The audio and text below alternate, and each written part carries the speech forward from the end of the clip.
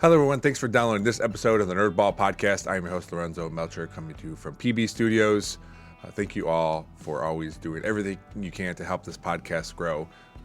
Like I say every week, it's been fun. It's always fun to do these, sit down, talk to people I know, sometimes people I don't know. Some of you seem to like all of them. Some of you like one or two, and that's fine. Whatever brings you to the podcast, as long as you're always helping out, and I appreciate that. I know there are loyal listeners who listen to every episode, and I definitely appreciate that, but I appreciate the one-offs too, and that's why I try to mix up guests all the time. And if you want to be one of those guests, just email the nerdballpodcast@gmail.com. I'd love to have you on, sit down and talk for an hour. So again, thank you for always helping out, and be on the lookout. I'm finalizing what I want sponsorships to look like, so be on the lookout for that. And it might change the way the podcast is at the beginning and the end, but it won't change the most important part, and that's the middle and the guests. So again, thank you for everything, and enjoy the episode. I'm Jake Pelewski, and you are listening to the Nerdball Podcast.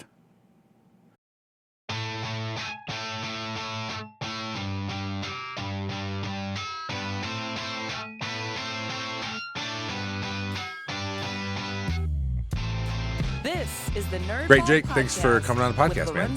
Thanks for having me. I appreciate it. Yeah. Do me a favor. Can you adjust that mic down, just because I want people to be able to see your face? Oh, Just that little the little knob right there. I think it's like I've never done this before. I think that one might be yours too.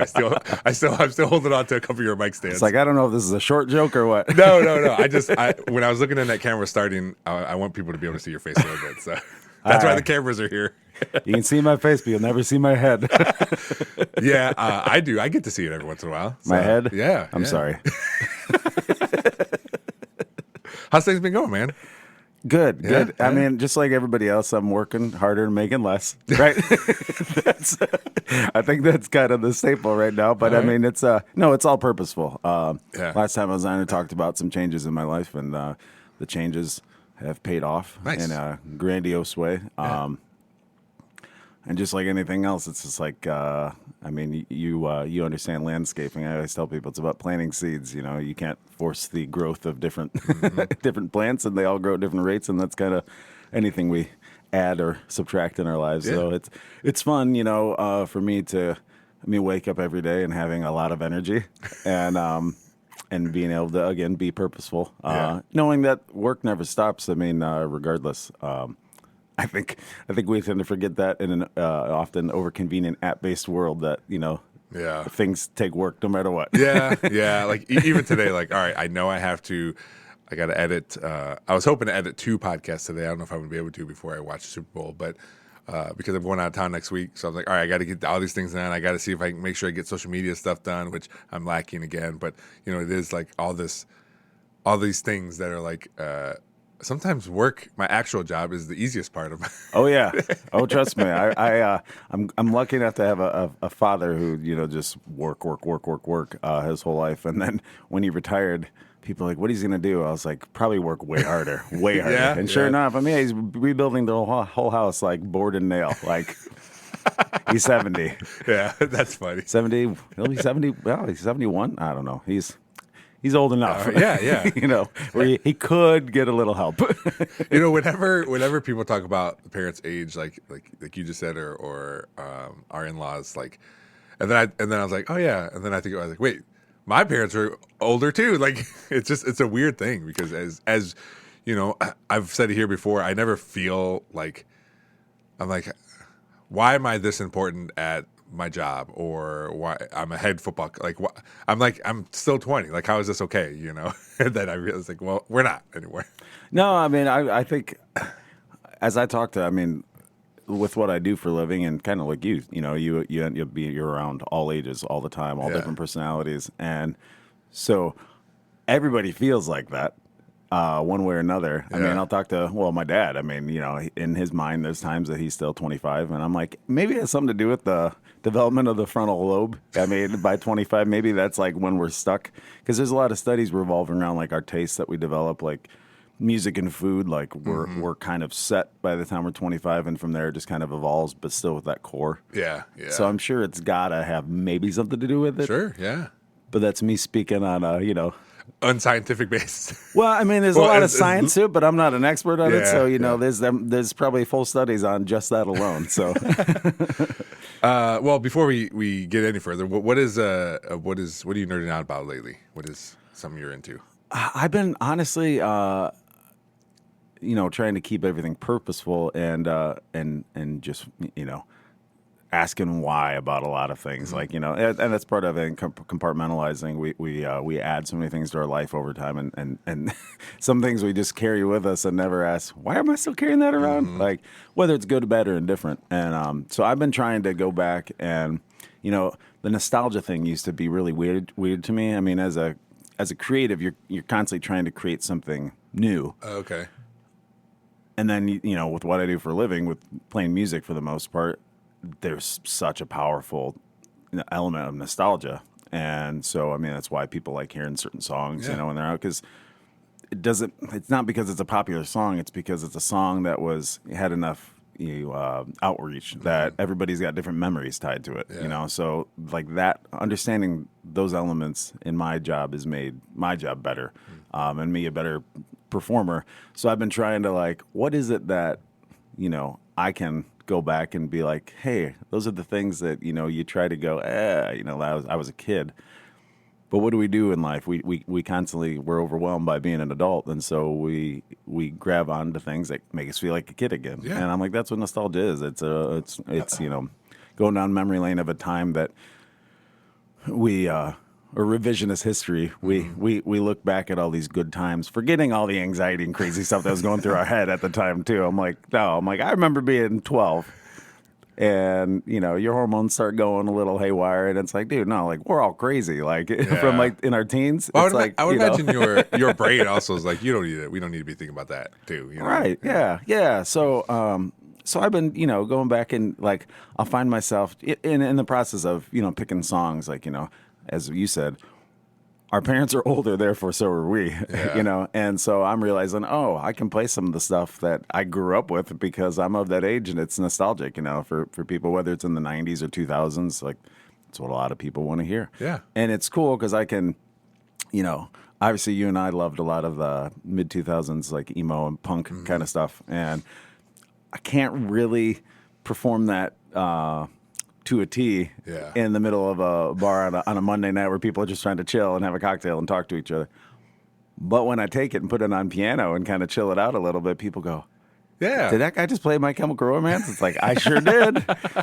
And, part of what I do is, like, you realize, like, the most powerful thing in what I do is the connection. I mean, that's everything. And I think that's really, ultimately, when you start digging, that's a lot of what everybody does is connection. I mean, that's what brings us together because we're sharing a space together. It's when I'm playing a gig, it's not about me. It's not about one person in the crowd. It's about all the workers. It's about all the people there. It's about, all of us. How do we make a bunch of cool moments in this little bit of time that we've all decided to do with our time? Yeah. We're just getting together. Do you have? Sorry, I'm looking for this. When you said about playing something on a piano and people were like, "Wait, what? What was this?" That There's this clip. It was a while ago. I don't know if I'm gonna be able to find it. This guy was playing rap music on a piano, but it was like slow and the lyrics were slow. But like he was saying all the cuss words in it, or it might have been a guitar. But regardless, like he was just in this coffee shop, and people were just like looking at him, but they were smiling and laughing because they know the song. Yeah. But it was so funny to me. Yeah. Well, yeah. I mean, and I equate it. It's no different when you have, like, a bite of food and like, for instance, I should say, when the Big Birria tacos, Birria came around, everybody started putting on their menu. I'm like, well, of course, it's delicious. It's meaty, cheesy, gooey, like greasy. It's perfect. And I'm like, but immediately I'm like, this is delicious because it's the same reason I like a French dip sandwich, it's or a roast beef, open face, any of that. It's like, it's a different culture's take on something I'm already familiar with. And everyone loves the dip. Yeah, right. Yeah. Yeah. So I mean, I start realizing patterns and everything. Yeah. And taking songs and having fun with them. I mean, people have been doing that for years. I used to do it all the time. And then I'm like, man, I used to do a lot of that stuff that was fun. And then I started getting so business focused that sometimes you forget, like, you're still supposed to have fun with it, Like, that's the connection. Yeah. People want to enjoy themselves. Well, just like any job, I mean, if you're not enjoying yourself, like, people are going to see that and feel that. More important, they're going to feel it. And so you got to be able to do that stuff for yourself. You know, Right, like right. like it's you're still the one doing it. I find that video. I want to see. Yeah. Damn, you're fine. Suck it to me, baby, one more time. From the window to the wall, until sweat drops down my balls. Oh, I mean, it was a Valentine's Day song until that. I mean, maybe it is still for some. Lil Jon. Yeah. But that kind of stuff, like, you know, you could be playing 90% of the stuff you're just playing is like background noise or chilling, like you said, Yeah. people eating dinner or whatever. Then you crack one of those open, and it's not even like, again, that might be more for you, and you're just seeing if people are realizing what you're saying or what you're playing. Yeah. Well, and that is because when you look out to a room, you have so many different people, you Yeah. know, and with every person has a different story and different background, different experiences. And so, you know, sometimes it's those songs that connect more than the ones that you feel in your heart is Yeah. like the best thing you've ever done. It's like, you think it's the best thing you've ever done because you've been, you know, marinating in it forever. But it's like sometimes the stuff that didn't take as much thought is exactly what, you know, is going Yeah. to connect. You know, Yeah. it's, I always, you know, we just had our songwriter event last Weekend. last weekend, yeah. And that really, I mean, for a lot of just what's going on in the world and stuff, it was a really, really, really cool moment to grab people together, and you know, with the advent of AI and just so many things, like a lot of creatives are discouraged, you Yeah. know, and it's like, man, no, now is the time to create. Like it's always been the time to create, and when I say create, I mean that can be. Like you said, you know, when you're at your job having fun, it's like learn to make the most of situations. Yeah, Like use your creative, you know, element to like, since I'm here and I'm working, even if it's not a job that I want to do, how can I make it the best that I can? And sometimes that's just being clever and being creative with it. You know, it's not trying to change everything in one day. It's just, how can I make this more fun? But when we brought all those people together, it was really, truly, a lot of it was just getting people together and having conversation and helping each other out and be like, here's where you are right now with what you want to do. Let's help each other get there. And a lot of times, you know, with AI, people are isolated. So they look to, well, this is an easy fix, right? That I can get something, I can be done. And if you don't have a network, you know, it's really attractive to just utilize, you know, tool. But artists in general, people in general, really always want to be included in something, Yeah. you know? And Yeah. if you come across somebody that has a skill set that maybe, you know, you could work with them, even if it's just a one-off kind of project, a lot of people will do it for free. There's some people that set their prices so high, but they don't have any work, you know? And I'm like, well, yeah, you could put any price on anything you want, but the value comes down to, you know, I should say that's a two-part thing. You know, the value to you is always going to be different than the value to someone somebody else. else, Yeah. right? And so Yeah. that's what I mean. Some of the ridiculous stuff you can see on eBay is the prime example of that, Yeah. right? You know, somebody's paying a lot of money for that one thing because it's valuable to them. So, just kind of the bartering system. If you can find people in a community and friends, I mean, just like you and I have done. Hey, here's this thing. Can I help you out with it? Or Yeah. I need help with this. Do you know anybody that you know? Doesn't hurt. Put out those feelers, and a lot of people will do something for free because they just want to do something that makes them feel alive. Yeah. I mean, finding that little kid, you know, Yeah. whether it's nostalgia or creation or whatever, you know, and it's so doing those kind of things. I think reminds people like, hey, like this is a little rectangle of reality, and it's kind of a false reality half the time. Anyway, it's like it's really consuming. And when you get in a room of people and you talk to somebody eye to eye, it's a whole different scenario. And you start realizing, oh yeah, like everybody is eager to do something. A lot of times it's like streaming anymore. There's so many options that you get anxiety from choosing something because you don't want to be wrong. That's And it's yeah. what's that even mean? Yeah, we were trying to find a movie last night to watch, and Angel's like, we should watch a movie, and it's like, I don't know, 7:30. I'm like, okay, so I was like, I'm gonna go take a shower, see what you find, and then I come down, and then as I get settled in, it's been about an hour after everything. I was like, what'd you find? She goes, well, I found a bunch of stuff. And then then we start going through it. Well, we don't have Apple TV, so that's you know, it sucks, but it also helps because all right, it's one less thing I got to worry about. Yeah. You know, so we ended up finding something that was, I don't know if you've ever seen Murder Mystery. It's Jennifer Aniston and Adam Sandler. So we watched the first one. I don't remember watching the first one, but you don't have to watch it to watch the second one. Okay. But it was a really good movie. It's funny. There's a lot of comedy in it. Obviously, it's a there's violence and that kind of stuff too. But it was a good movie. But to go back to the beginning, it's like, all right, every time one of us says, "Oh, we should watch a movie," it's like sometimes we don't end up watching one because we can't find one, or it's not on this service, or we have this service, and after a while, it's like, all right, well, I guess it's just time for bed now. I mean, yeah. I feel like you just described a lot of my nights. or the same kind of thing. I'll be like, hey, Amanda, to my wife, I'll be like, Amanda, can you look for something? I'm going to use the bathroom, feed the cats, right? Yeah. I'm going to give you a 5-10 minute window. Plenty of time. No, it's not. No, it's plenty of hard. time to get lost. Yeah. And then I come back in and she's on her phone. I'm like, what are you doing? And she's like, I gave up. It's like, but we still got to find something. You're speaking about nostalgia, and it might be going on this weekend too, but I know last weekend I was in the car, and Eric Chase on 105.5, they were doing a 90s weekend. Nice. And it was so cool to like just hear all these old songs. And I told Andrew, I was like, these songs remind me of driving in my grandma's car. She goes, why? I go, because every weekend, every Sunday we get driven back. My grandma lives about 45 minutes away, and we're listening to Casey Kasem, counting down the top 40, and these are all the songs that were on there, So it was like cool to remember just me and my brother and my sister just sitting in the back of my grandma's car as she's driving us back home. And but it's funny because like you're talking about how music will take you back to a lot of the songs take me back to that backseat of that 1985 Monte Carlo, and we're just sitting there and making each other cry as we're listening to this music. Right. Yeah. Well, and that's cool because now all of a sudden it's like you went to a place in your mind that you might not have gone, and that's really neat. I mean, I always say music is essentially an audible photo album, for that reason. And it can be powerful with it. I'll put on YouTube, what is it? I think I did they have a video.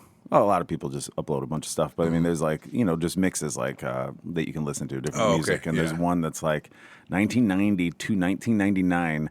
Every Hot 100 song. Oh, really? In that time, mind you. I mean, I was listening to a lot of stuff that was not Hot 100, but I still Hot 100. I mean, at the time, your kids would not even probably grasp the concept.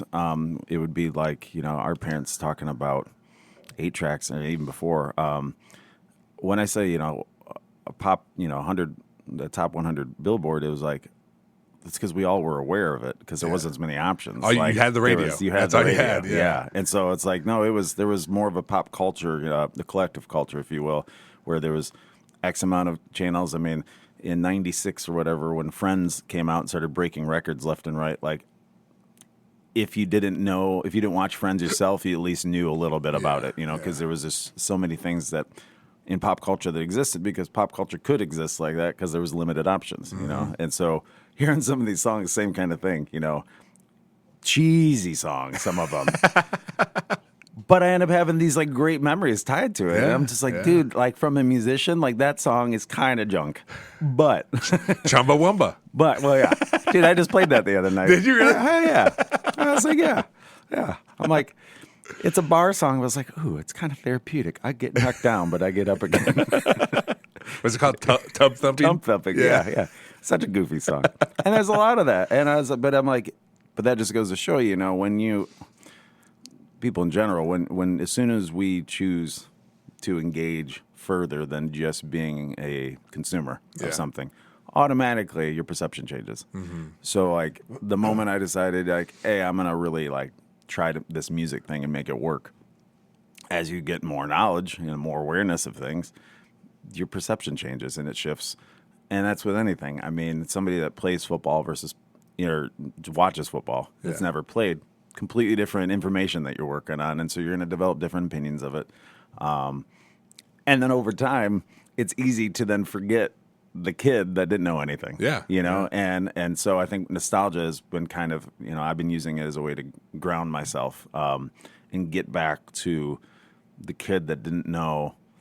You got to do this and this and this and this in order to do this and this and this and this, and it's like there's something about expressionism that was just really connecting with people, and not forgetting to have fun and taking yourself too seriously sometimes, and so all that, and so I've been really enjoying some of these terrible 90s, and I'm talking 91, 92, 93.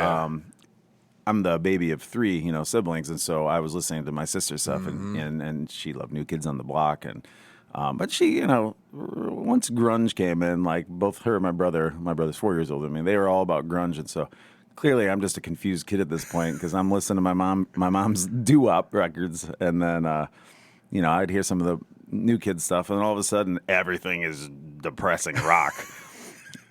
And I love it to this day, but I'm just like, man, this is really dark stuff. No wonder, like, I can't really play these things in a lot of bars because it's just like, my youngest sister Martina had, 3 siblings. So, and we all completely different music. So my brother loved rap and hip hop. I listened to some of that because of him, but all mine was emo and punk, and then my other younger sister Misty, she listened to, that was like, I would say, she listened to weird music. It's just music, but it was weird at the time because I had no idea. Like Modest Mouse and some Coldplay was really, like, she really liked Coldplay. So like, and then we took her places all the time. So whenever we would take her places, Martina, like, she was listening to whatever music we were listening to. So you ask her now, and she likes all types of music because that's all she listened to that stuff all the time. Yeah, just so many different things. As being the baby, we were entrusted, like, all right, go get your little sister. She's at her friends, or go pick her from softball practice, or do this or do that. Yeah. So when you were talking about that, it reminds me, it's like, not only does she have 3 siblings that listen to music, it was completely different genres of music all the time. Yeah, well, and the baby becomes the catch-all. Yeah, It's like people will be like, "You listen to this and this and this and this." It's like, well, yeah, it was a house with a lot of different opinions and a lot of different tastes. Do you have when you're playing music and whether it's a restaurant, I think that's more apt to people come up to you like, "Hey, can you play this?" Are there times where you say like, "Hey, it'd be cool to get requests from like this decade," or do you just let people just do whatever? I keep a pretty vast catalog. Like I'll always look at a room before I even start, and I'm constantly tuning in to what they're speaking on. And I can do that because I've been doing it long enough to where, like, it's not that I'm not paying attention when I'm playing. Yeah. You're multitasking like crazy, but I would say the song, playing it itself, takes only half the attention because really I'm giving so much of it to the people in the crowd. And so it will be kind of like people will see me and have a piano and a singer. So therefore, in their mind, sometimes people just think, oh, he's just going to play Elton John and Billy Joel because those are the only piano players I know of. Yeah. And it's like, that's not how music works. You just showed us an example of, like, I mean, music is just notes collected. There's only X amount of notes collected, and people pick different ways to project them out into the world. So, like, I love playing songs that aren't piano songs, and because you can reshape it a little bit and make it work in any room. And so I'll get people come up that assume, like, they'll try to figure out, because that's we'll get to how that affects every single thing. But I mean, people are obsessed with wanting to know everything. Oh, yeah. And so they'll sit and try to crack your code. You're only like 4 songs in, and they already know your whole life and everything. Okay, And yeah. so they come up and be like, seeing that you're a piano guy, I assume that you must You must know this thing Yeah. from 1647. Yeah. And it's like, no, I actually might know that one. But and because I play a wide variety, people just in their mind, they go, he plays everything. And it's like, well, Yeah. I play a lot of things. Yeah. But I think that goes back to the basic concept of life, where you can learn as much as you possibly can in your lifetime, and you'll still know this much compared to what there is to know. I have heard you say, like, well, I could try. Or you'll say, well, I can't do this, but I can do this. Yeah. To try to help them out and get as close as they can. I am working on developing an option to where, a lot of musicians, look out in a crowd and see people on their phones, and so they're like, I wish people were paying attention to me. It's like, no, that's not why I'm there. Like, if a place hires me to make a room sound good and make their people not run away, that's it. Yeah. And if I'm selling tickets, that's a whole different story. Yeah. But then people are gonna be on their phones capturing the moment too. So I'm like, well, since they're gonna be on their phones, the restaurants figured it out. Like, let's put the QR code, let's get the menu up. Yeah. Now we can, make it one-stop shop for them. And so I'm developing to where hopefully it'll be ready in about a month or so. People will be able to get on their phones and we'll get a QR code. They'll be able to browse my entire catalog of just 600, 700 songs that I know. and they can browse by artists or by genre or by, song, whatever.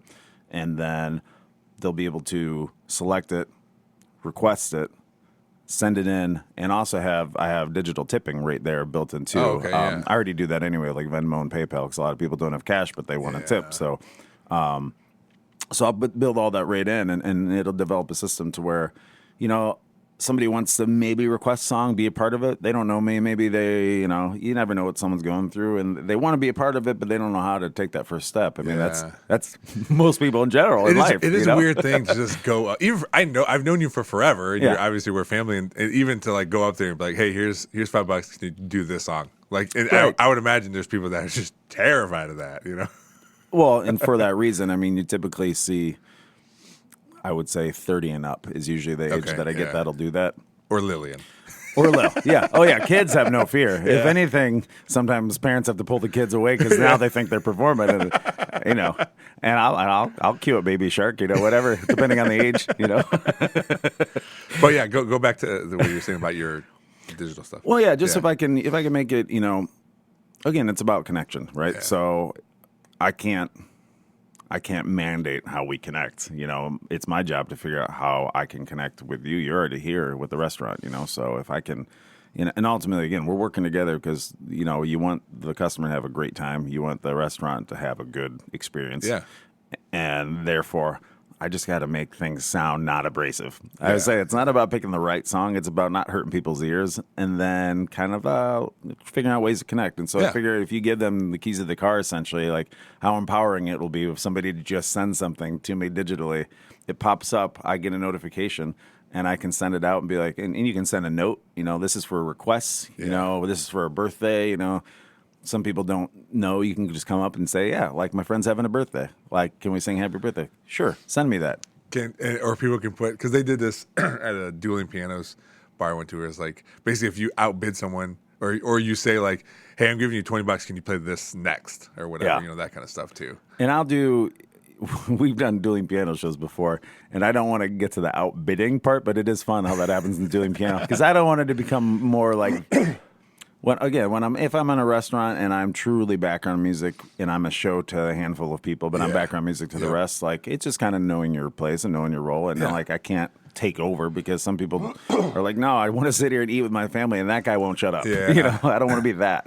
But even in some of those cases, like, oh, we're about to leave. Here's an extra $5. Can you play it next? Yeah. Yeah, totally. Bump it up, whatever. Yeah. And that's one of those things too. Just like anything else, I'll put it out there, and I'm sure I'll get feedback. As to how I can improve it. And I welcome all feedback. I always tell people, I welcome all feedback. I'm not going to utilize all of it, but I welcome all of it because, again, different perspectives, Yeah. Was it you? Because I remember this was the most insane show I've ever seen, is when you guys did dueling pianos at Fleetwood's. That was wild. I don't know how you guys felt, but I felt awesome. Like, to watch you guys and see how crazy it was there. And I don't know if it makes it more difficult to do because the way it was set up, it was they're on top of you, everybody. But it was really cool to just see it. It was impressive. It was, yeah. It was, yeah.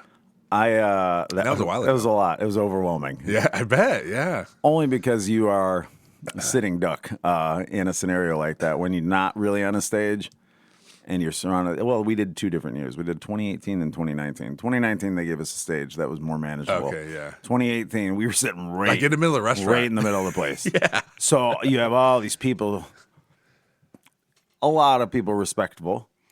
Some people, just had too much to drink and weren't as respectful. Yeah. Well, when you cram a bunch of people in, some that are being respectful and some that are disrespectful, and you cram them together in a tight space, all of a sudden it just becomes kind of like this chaotic thing. And then, I'm just sitting there and, people are spilling beer on my shoulder, one's shouting in my ear while I'm singing another song, telling me their requests. And I'm just like, as fun as that probably is for people, I'm like, that was just like, nah, I'm not doing this anymore. Yeah. It's not why I signed up for music. Music, for people that really love music, that play it, and that love it, typically it comes down to it's just like anything we do, it's escapism. Yeah. And escapism is really good unless you find yourself just entrapped in it. Until you can't escape. Yeah, right. With anything. Yeah. I would say, as I get older, every little like one-liner saying that I heard as a kid, I was like, oh, yep, that's right. That's everything in moderation is truly like the answer to so much. And music is like this. It's like this peaceful thing, even if it's crazy music. Like music is taking something, and it's a thoughtful process, right? Mm-hmm. So you're taking an idea or a thought, and you're spending time crafting it into something that is more.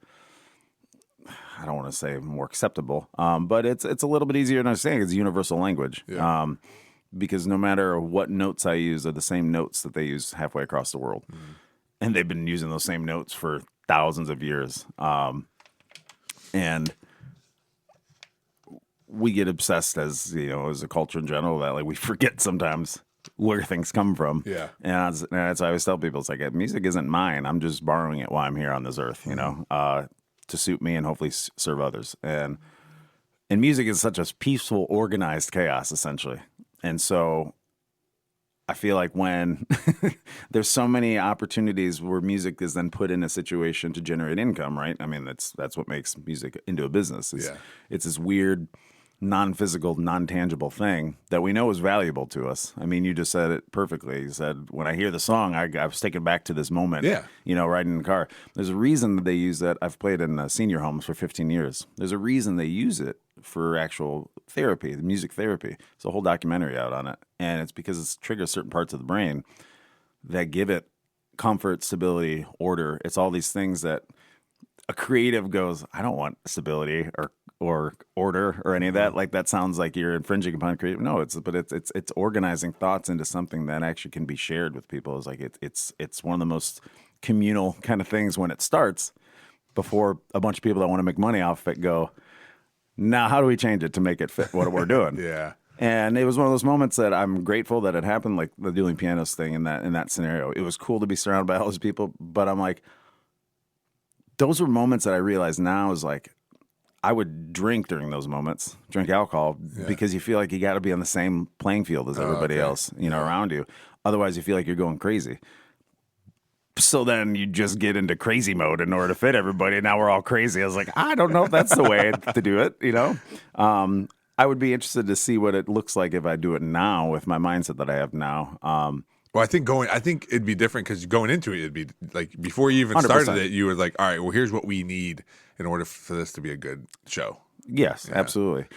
And that's truly one of those things that dueling pianos is really about improvisation. I don't mean just like improving the song. No, it's like what I explained to you about sitting in a restaurant trying to read a room.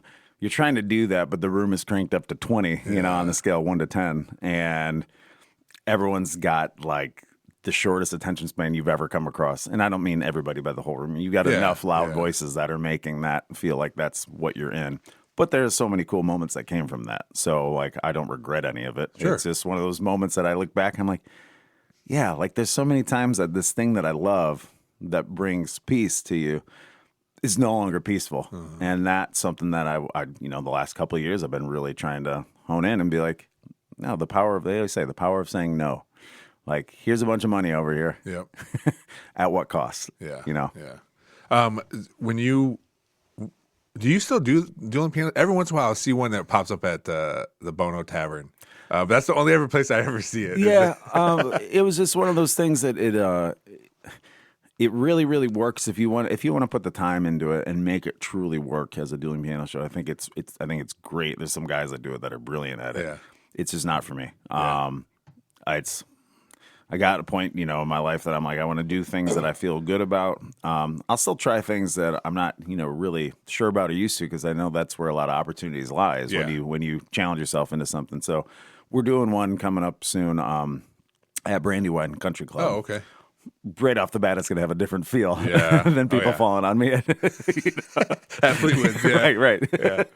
So we still do it. It's definitely a one-off kind of thing, though. Yep. So, I mean, if I think they're maybe doing a fundraiser or something, so something like that, sign me up, let's have fun, because I know the people are there for the right reason, whatever that reason may be. It might be a million different reasons, but, it's more of a collective, like, oh, there's already kind of like this vibe and space that, like, we're not going to be we're not going to be in a cockfight. Yeah, you know? yeah. Because it makes it. I mean, music is fun. You're doing it for your job, but it's fun, and then it makes it less so when stuff like that happens. You're like, all right, I'm just trying to play some music here, you know? Yeah, I mean, I always use food and music. I mean, as a correlation, because there's two things that we need both of them. They've been industrialized like crazy. Obviously, food you need more than music because like there's no calories in music to keep you fueled.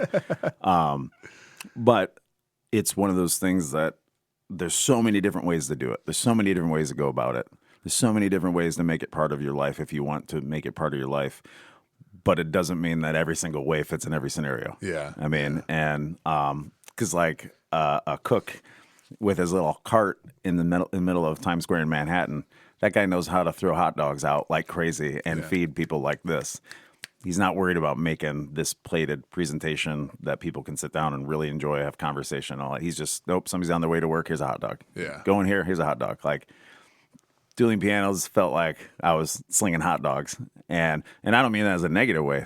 I appreciate anybody that can have the energy and the patience to do that over and over again. I just, I look back too at some of the stuff we did in the, when I was in my 20s, like playing some of those shows, wild rockin' shows. I mean, the main reason we're hired is to push alcohol sales. Yeah. I mean, and there's nothing wrong with that. It's an industry that has an opportunity, and we were brought in to keep people there and keep people enjoying themselves. But if alcohol sales don't exist, the band doesn't play that gig typically unless we're selling tickets, Yeah. And people are saying that now because, I mean, it's not the only reason, but alcohol sales had dropped like 30%, I think, last year, which is a gigantic drop. Yeah. Well, it's affected the bar business naturally because their main income, people go, oh, the restaurant's full, look all the food they're putting out. I'm like, oh. Profit margins of food have always been smaller than alcohol. Well, now they're really small because you got 3 companies controlling the food supply. Yeah. And now restaurants are paying, up the wazoo to put a plate of food in front of you that they may be as good or probably less good than what it used to be because they're understaffed, overworked, overwhelmed, And they're making $1.50 off that plate. Or right. whatever, Oh, and also the couple's going to sit there and they're not drinking anymore. Yeah. So cool, you just welcome people out and you might pay for them as an owner to be there, Yeah. So that changes everything. Maybe that's the whole, I don't want to say trickle down, but that's essentially what it is. It's just, there's so many things in every single moment in life truly has so many different moving parts to it. And we often get fixated on one part and say, that's not right. Mm-hmm. Therefore, I have all the answers. Like, but do you have all this information that came before it? Amanda, my wife, I was just talking. That's one other thing I should say is I've taken the opportunity in part of being more present when I'm in a room full of people, if it's the right room. Like last night, I play a really quiet room. It's an intimate space. It's like somebody's cabin they built, on their property. And so you sit in this room, my volume's quiet, their volume's quiet. So I'm there to kind of entertain, but I'm also there again to kind of just fill the space, make it sound pretty. But I can hear everything they're saying, and they can hear any little nuance that I'm doing. So it's very conversational. So instead of like having to even go through the app and saying, what are you doing? I'll just straight up like, is there anything you guys want to hear? Yeah. Like break that ice. And then all of a sudden people have more fun because it's like you just gave them permission to be themselves a little bit, And I'm like, you can tell me, mind you, I've made a career off of trying to develop thick skin because every single person from the moment they walk in the door is judging everything you do, It is what it is, and good, bad, and indifferent. But I'll make it conversational and include them as much as possible. And, sometimes it ends up being a 2-minute conversation and other people tie in. And so now you've connected other people in the room from opposing tables that aren't necessarily didn't know each other. So you can have those moments. And in that, you kind of let it navigate where you're going. But one of the things I brought up last night is that my wife, Amanda, she works for a patent attorney. Said, well, patent attorney is a patent has to be filed every time that if you're going to invent something. Yeah. Even if you're going to invent this little tiny piece that goes into a machine that already exists, like you protect that because a bunch of companies are going to buy that little 2-cent thing and mass produce it. So you get a good check if you develop something like that. But when you develop that patent, it acknowledges all the processes that came up to the point, all the other inventions that came up to the point that made your thing even relevant. Oh, okay. That show that you have value in a market because these things that came before you. Some things 200 years. Yeah. They came before you, and you don't have this opportunity without those things happening. Whether you like all those things or not, this is what brought us to the table. And I was like, what an exercise in just how the world works. Yeah, You know, yeah. like, because whether it's music or anything, somebody will ask me, oh, I hear you like playing some old stuff. I was like, no, I play still all new stuff. If I play something from 50 years ago, it's still new compared to like how far we can go back. But depending on your tastes, I mean, we develop expanded windows on some things of knowledge, and other things, we just don't make the time for, and that's okay. I mean, there's only so many minutes in our day. So, but I was like, if you can look at what you do and zoom out and go, here's all the things that led up to it. I think that leads to understanding of a lot of things happen that are out of my control. Mm-hmm. It's also a great way of practicing gratitude, because I can sit here with you. I'm always grateful when I have the chance to sit down with you, but I love, one of my favorite things now at shows is when I see somebody, like when we went to our reunion a couple years ago, way more fun than I ever would have anticipated. Yeah. And I don't say that because I played it. I'm talking about all the interactions I had with people in between, and then afterwards going to Bar Louie with everybody and just talking to a bunch of people I never really had the chance to talk to a ton in high school anyway. Mm-hmm. And it's just kind of like the cloud of just whatever we made up at our heads is gone, and we get to just see each other living lives and going different paths. And like, that's the neatest thing in the world. And so when I get, I've had so many different Petersburg teachers come up to me in shows recently, and just, this is so great seeing you're doing this. I remember how terrified you were, and I said, there's still moments that I'm terrified. It doesn't change. You're like, still a human being, still the same guy. Like, you learn to deal with stuff. Doesn't mean you're, but that part is really neat. And I just, I try to make a point to let them know. And I said, and this isn't for a Facebook post or anything, I want to tell you in person, like how much impact you had on me, even if it was one period for 1 year, because like all of it matters, it all matters. Oh, sure. Yeah. And I think that's just part of that thinking of being able to like, what's the chain of events that led to all this, and it's like good, bad, and indifferent. But I'm like, I had some really great experiences with some teachers, and that also teaches you the empathy and sympathy, because not everybody has that, and that just really, I try to project that as much as I can, because it's like, I feel like if we start doing that more often, we find the commonality more often. Speaking of all your experience, you've been playing music for a long time, have all types of shows, big, small, everything in between. Do you have, looking back at all your experiences, do you have like, all right, if I could play at a show, I'm just saying play, not produce, not bringing equipment, not you're just coming to play, what does that show look like for you? If all you're doing is play music, this is my type of show. This is my favorite show. My favorite. Not one that I've done before, or one like if I'm just painting like a new one. If you are, whether it's something you've done or what type of event do you like, and it's the perfect for you. Again, you're not worried about like the production of it. You're just like everything's set up for you. You're just coming in to play. Whether it's something made up that doesn't exist and you would like to create that, or whether it's something you're doing now or have done where you think about it as like that was perfect and I would want to play that all the time. A few years ago, I would have had probably a certain answer. It's less certain now. And I say that only because I feel like we obsess. And I say we it's the correlation I see, through different people in general. Like everybody's got an ideal situation of how they see, like this would be ideal.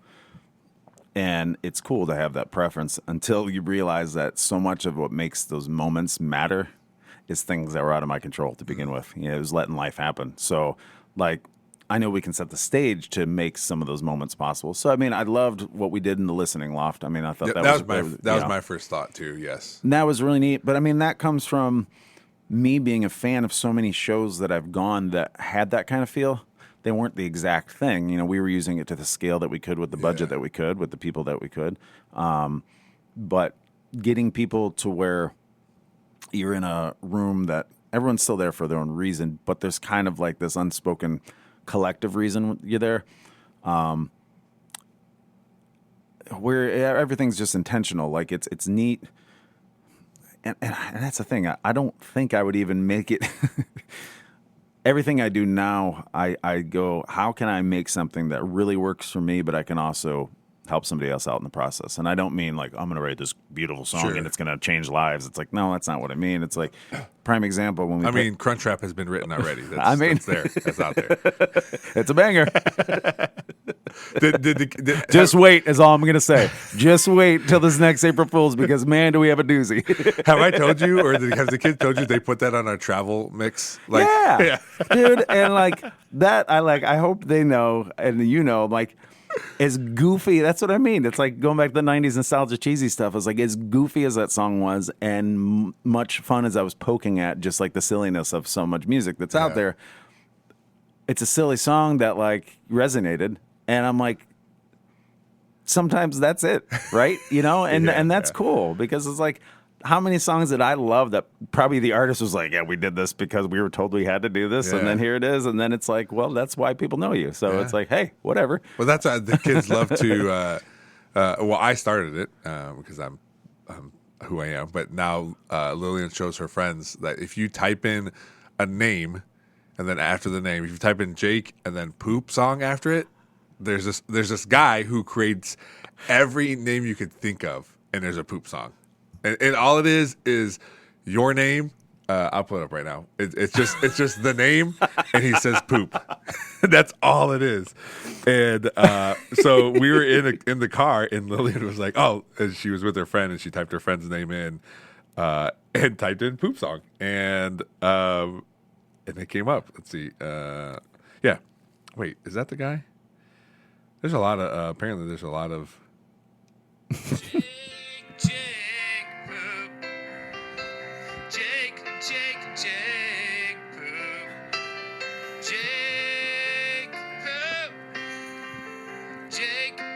Jake poop.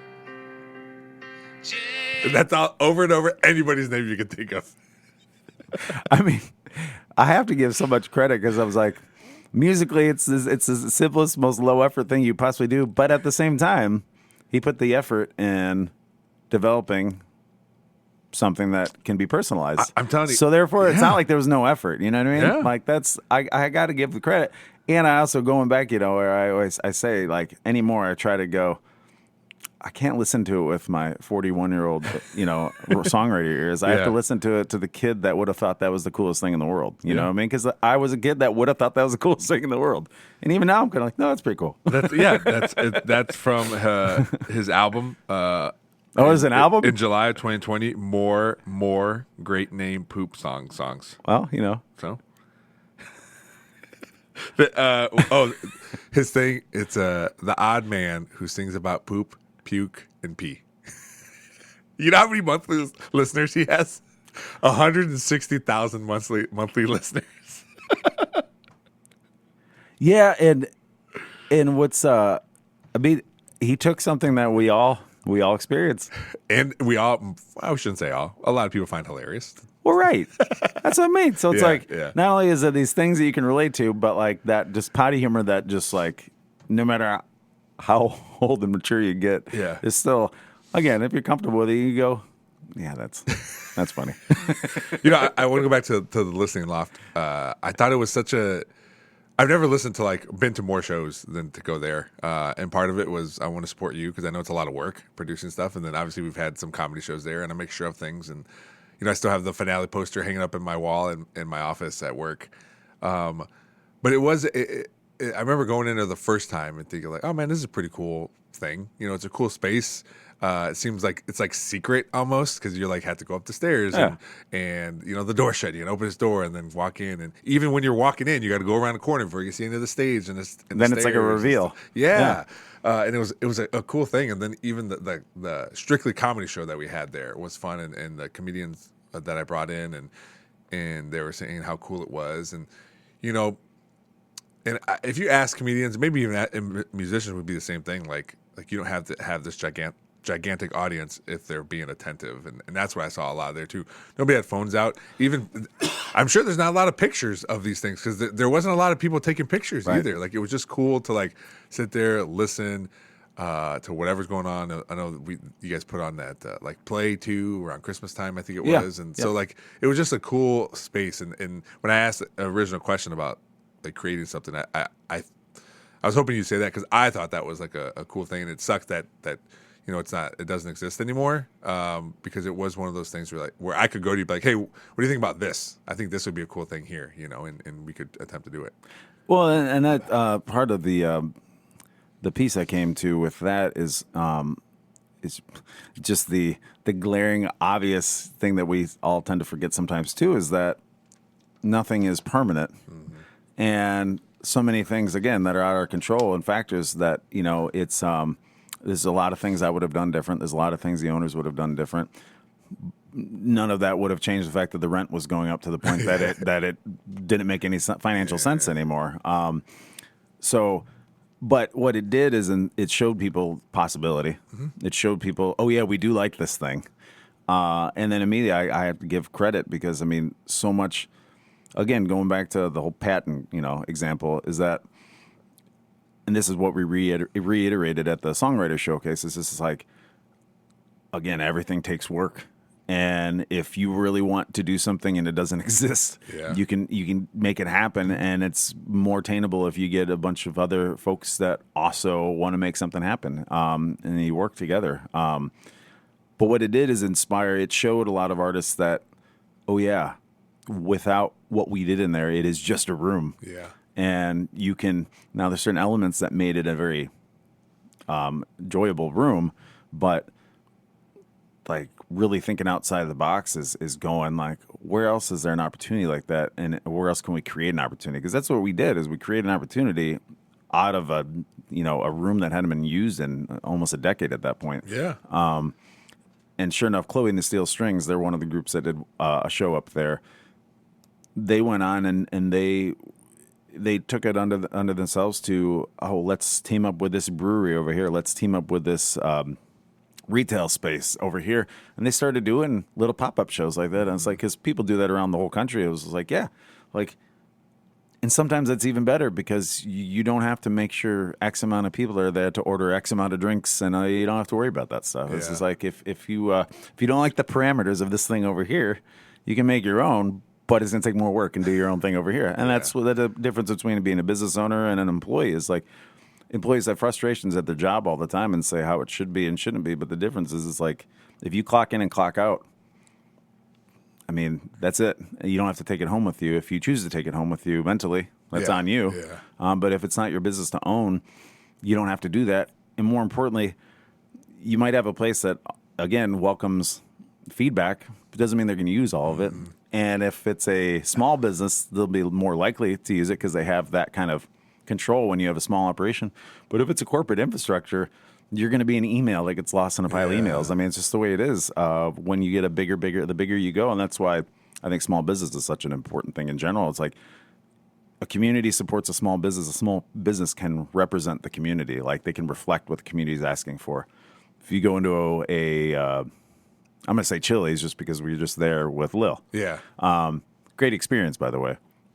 So I don't think that all corporate companies are bad by any means, But it's still a corporate company, but it's still run by people in the community. Exactly. Yeah. The only difference is that if you have a suggestion for their menu,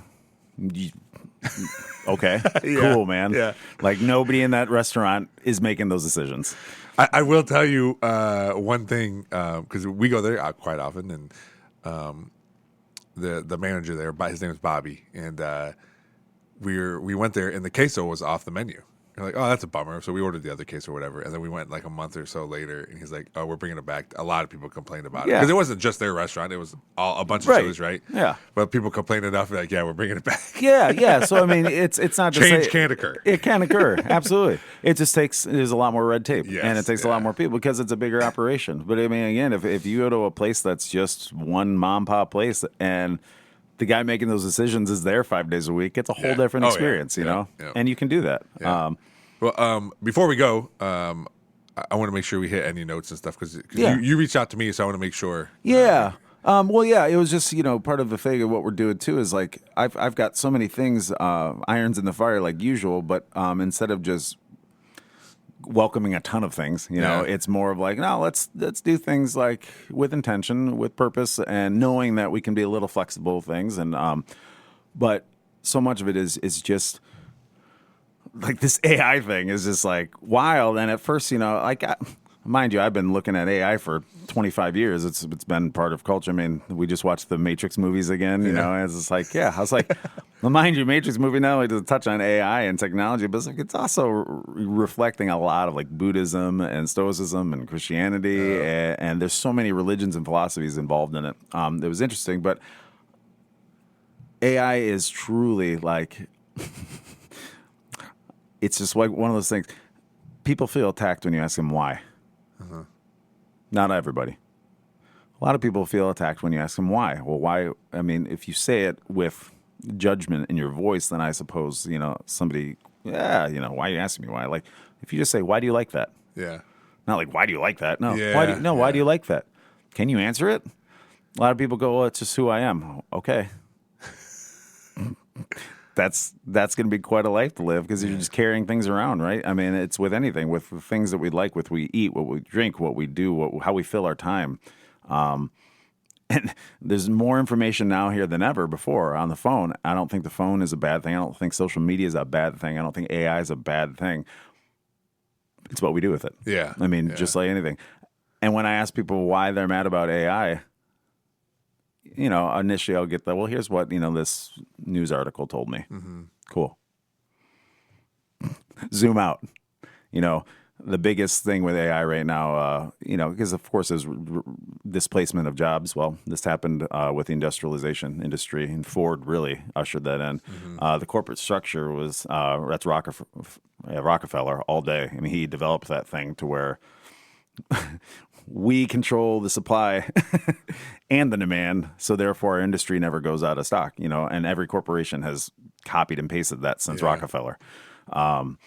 So like people find it disheartening when you tell them that, no, if there's money involved, like it's a business first.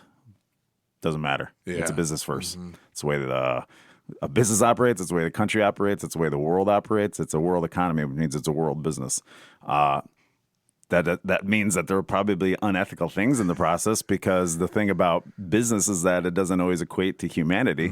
So that's why we get together and we chat and we talk. But if we're chatting and talking, screaming at each other, and not listening to each other, what are we doing? We're just pissing each other off, and we still haven't solved anything. And AI, I think, is like almost like the final step, like the warning to everybody, like, hey, how much left of ourselves are we going to outsource? You know, I think it can be used as a tool.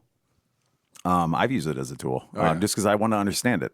You know, I don't want it to be one of these things where, like, when they moved to the computers, like the desk job eliminated a lot of jobs. You know, all these different advancements, technology have eliminated jobs and then created jobs. Now with AI, it's a little different.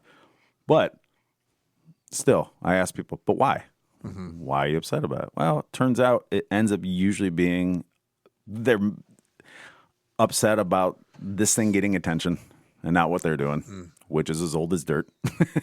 They're upset that person wasn't hired to do this job over here. It's like, well, That's the main one. yeah, but I'm like, but a big thing is like, so I see like, you know, these local, you know, whether it's a local podcast, a local musician, local anything, that have these, they're just putting out like a flyer, right? And they may have AI do it. And you have these people comment, you know, you could have hired an artist to do it. It's like, dude, first of all, what do you charge for that? Yeah. Because I imagine it's more than I charge. And I'm a guy that's been doing it for 20 years. I've been doing digital art and stuff for people for years. And I understand it's diminished. The returns are diminished. I'm a photographer. Well, guess what? Smartphones take great photos. So a lot of that work went away. So we inevitably walk in hypocrisy in every step of the way, like throughout life. And it's a matter of what hills we're willing to die on, really. Because, you know, I always tell people everything is consequential, good, bad, and indifferent. Like when you remember that if you help 3 people over here, you automatically are neglecting all these people over here. Just the way it is. You can do the most genuine thing in the world, helping somebody, but you're still neglecting somebody just by a basic law of physics.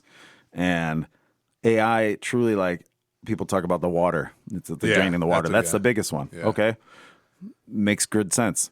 So the scare of that number is based on as if we were not using any If we were not, and if no industry was currently doing anything to the water supply, to the air supply, to our psyche, all that kind of stuff, the nature's resources. Well, businesses everywhere are doing it. If AI eliminates a bunch of those businesses, technically it's kind of reshuffling the deck, and we're still doing damage to planet Earth. At the same level. But it's reshuffling the deck.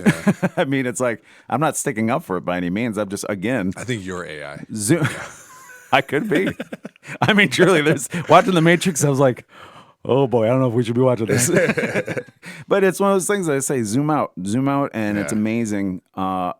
Again, I try not to speak too far on things I don't know a lot about. So I speak on the things I know about. And even then, it's just the information I've obtained. Like, people will give me all their opinions all day of how I should change my business and do this as a musician. I'm like, again, I'll take all your feedback. I just won't utilize all of it. And I feel like that's a healthy mindset too. When people see all these, one guy starts a review of food, and now everybody's doing reviews of food, and I'm like, credentials is still a thing, and also it's just an opinion. Yeah. Like, if you strap yourself that opinion, you can, because you trust him. But you don't have to dog on them because you have a different opinion. Just don't watch. Yeah. I think some of that too is like, once you get to a certain level, I think you have responsibility to be.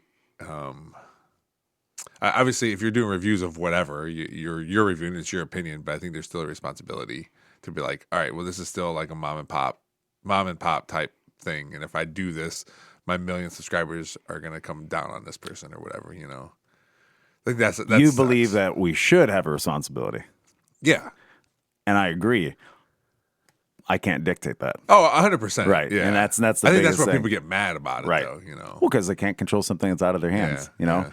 It's like, I assure you, even if you scream at the 500 people in your network, there's way more people in the world that haven't even heard your voice. And all you did was essentially piss on your neighbors. How's that working? As I said, we're more connected now than we've ever been in history, and yet we have more isolation now than ever before in history. Yeah. Like, that's clearly something that goes back to, again, how things work. The patent thing. Go back to the patent. Yeah. Well, how do we all function every single day? Every single we wake up, we have maybe 16, 18 hours what we do when we're awake. How many times do people sit down and go, what am I doing with all that time? Yeah.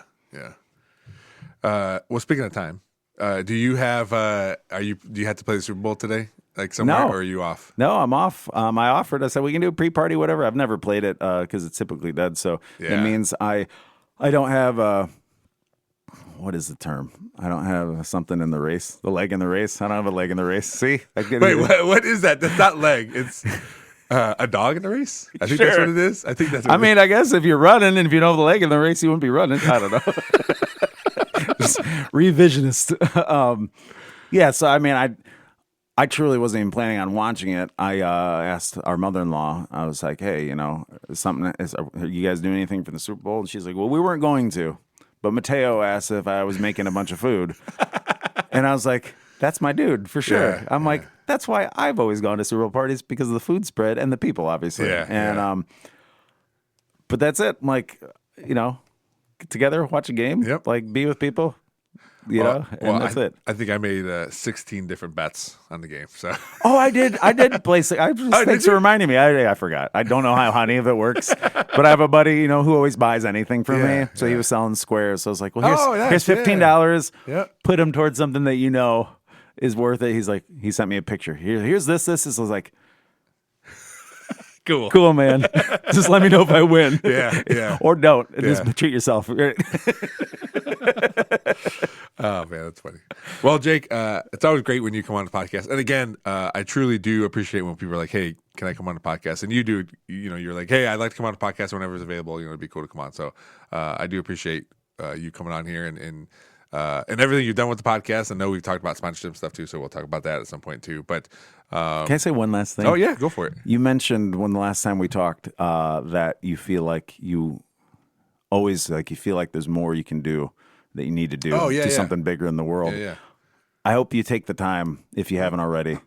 And I've been trying to convey this to all anybody that I know in life, is it's like, no, when you sit down and evaluate, how you spend your time and all that, but also appreciate what you've done. You've done so much, and a lot of times the biggest changes in the world are the ones we don't really get the feedback on. You know, it's like I try to say this to artists too. It's like, how many times have you written a letter to those artists that you've loved growing up and Yeah. said thank you? It's like, you don't. You hope to meet them one day, and then it's awkward because you don't know what to say, Yeah. and then you just get a picture and that's it. It's like, no, that person might have changed your life. Like, tell them that. Like, that's why I tell the teachers, like, thank you. Like, so don't forget to give yourself credit, because this alone, I mean, you're connecting people, you're getting people to talk, you're giving them long form, and you're putting it out there, and like that alone has immeasurable, invaluable change that's happening all the time just by giving people a chance to talk and you listening. More importantly, I feel like if we listen more in general and welcome ideas and be willing to go, I don't know if I want to listen to this, but like, okay, I guess I can like at least hear what's happening there, Yeah, you know? And and just listen. So I mean, don't forget to give yourself credit, and you also have the hardest job in the world. I don't care what anybody says. The hardest job in the world is bringing another human being in this world, and while trying to take care of yourself. Sure, you know. yeah. And so thank you for that, because you're raising you and your wife are raising two beautiful, brilliant kids. Oh, so thank you. Yeah, it is. It is. It was probably a year ago, maybe a little more, where I reflect a little bit, and I was a listener and someone, my friend, on the podcast, and she was like, because obviously anything we do, we're like, all right, I want to impact more people, or I want to like reach more people, or I want to make a little bit more money to help cover costs and that kind of stuff. She goes, but realize like. She goes, I didn't grow up in Perrysburg, so I like the podcast because I get to listen to people from Perrysburg and about Perrysburg and the surrounding communities, whether that be Toledo or Maumee or whatever. She goes, so I like that part of it. And then it made me think like, well, there are people that every Thursday the show comes out, they listen to it. So it made me feel like, I was like, yeah, I got to recognize that there are people who wait for the show to come out. 100%. And a couple people sent me like, I'm their number one podcast on Spotify. Yeah. Like, so it's cool to see that part of it too. So, and if you really, I mean, that's the way I look at songwriting. If you impact even one person, like the way that music impacted me, then like you've done more work than anybody can even imagine. So like you just may never get the feedback that you know, but like you are changing lives. Just, I mean, in the best way possible, because you're getting people talking and listening. So yeah. Well, thanks you, and thanks again for coming on the podcast. Thank you for having me. Thanks for downloading this episode of the Nerdball Podcast. If you want to reach out or be on the show, just search the Nerdball Podcast on any social media. If you want to email us, that is thenerdballpodcast@gmail.com. And of course, there's always YouTube, so you can go on there, subscribe to the Nerdball Podcast, and watch the podcast every week. As always, thanks to Real JP Multimedia, Cuddlefish Graphics, Big Daddy Graphics, and Perrysburg Junior High STEM Lab for always supporting the podcast. Thanks for listening. We'll see you next time.